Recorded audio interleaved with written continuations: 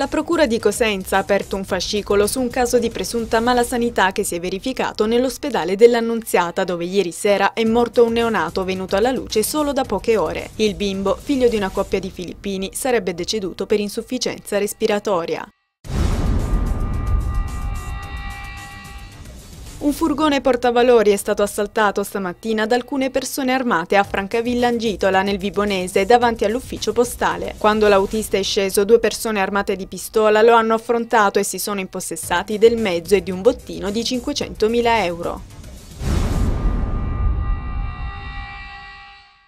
Una scritta con una minaccia di morte contro il sostituto procuratore Gerardo Dominiani è stata tracciata nell'ascensore della procura di Catanzaro. La scritta a penna "A morte Dom" è stata scoperta dai carabinieri in servizio nel Palazzo di Giustizia. Già in passato Dominiani aveva subito minacce e intimidazioni.